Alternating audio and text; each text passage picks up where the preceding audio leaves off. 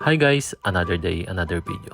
Ako si Mark, isang hamak na OFW dito sa New Zealand, nakikipagsapalaran para umangat at gumanda ang buhay balang araw. Isa ako sa mga libu-libong Pinoy dito sa abroad para makipagsapalaran. Sa daming mga tao na nangangarap makapunta dito sa New Zealand, mapalad ako dahil isa ako sa mga nakarating or nakapunta dito. Kaya naman hindi ko sasayangin ang mga pagkakataon na binigay ng may kapal. Kaya kahit puyat at medyo kulang pa sa tulog, okay lang, total naman ay last day ko na sa pasok ngayong gabi. Dahil bukas ay pahinga na. Kailangan ng bumangon para magluto ng pagkain at baon. Alam nyo naman na mga Pinoy ay kanin is life, kaya hindi mawawala ang kanin sa araw-araw. Umiinom nga pala muna ako ng tubig na maligamgam kada umaga. Ito ang aking pinakakape. Dami kasi nagsasabi na maganda raw ang tubig na maligamgam inumin kada umaga pagising. Magluluto nga lang pala ako ng longganisa at itlog. Simpleng ulam para sa simpleng araw. Dito nga lang pala namin binili, malapit sa amin sa may Asian store. Buti na lang may mga ganitong tinda dito, lalo na pag namimiss mong kumain ng mga pagkain o ulam ng mga Pinoy. O kahit mga simpleng kutkutin o chichirya. Pakiramdam ko pag napasok ako sa loob ng Asian store, para na rin akong nasa Pilipinas. Dahil lahat ng paninda halos puro galing sa Pinas. Medyo pricey nga lang pero okay lang. Medyo late nga lang pala ako nagising ngayong araw dahil medyo napasarap ang tulog. Buti na lang ako lang ang may pasok ngayong gabi. Dahil si Rex ay wala, kaya nga pang madalian na lang ang aking niluto. Sa totoo lang, madalas si Rex ang tagaluto sa aming dalawa ng aming pagkain. Hati nga pala kami sa lahat ng mga gastusin sa grocery. Matagal ko na nga pala kasama si Rex simula nung dumating kami dito sa New Zealand. Magkasama na kami. Nakailang lipat na rin kami ng mga bahay, kaya naman panatag na rin ang aking loob.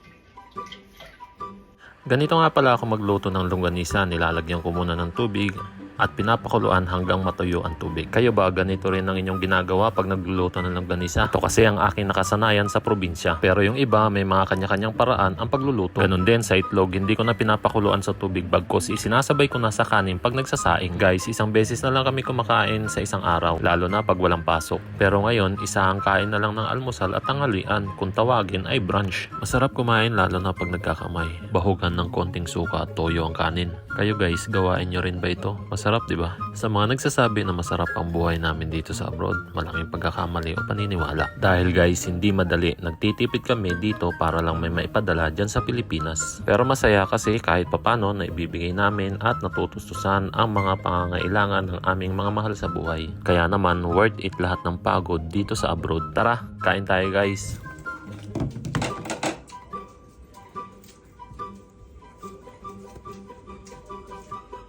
Apat nga pala kami dito sa bahay, pero madalas hindi kami nagpapangabot dahil sila ay pang umaga. Pag out namin ng alas 3:30 ng madaling araw ay mga tulog pa, at paggising naman namin ay tanghali, nakapasok na sila. Kaya madalas hindi kami nagpapangabot dito sa bahay. Bihira, kaya naman napakatahimik lagi ng bahay. Isa ito sa mga nagustuhan ko dito. Bukod sa tahimik, hindi crowded.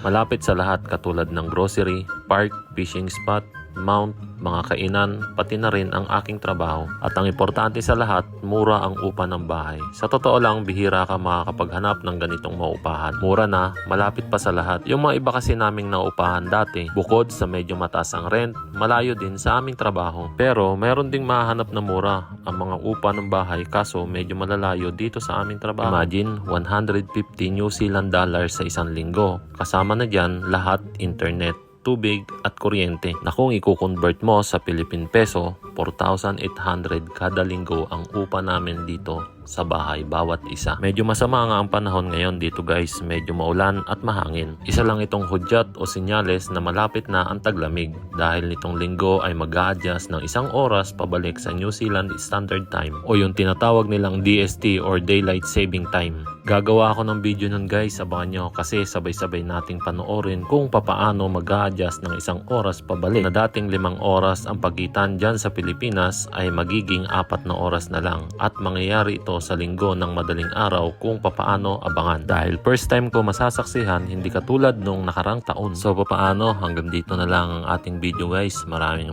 salamat sa inyong lahat. Ganon din sa mga OFW na katulad ko. Ingat!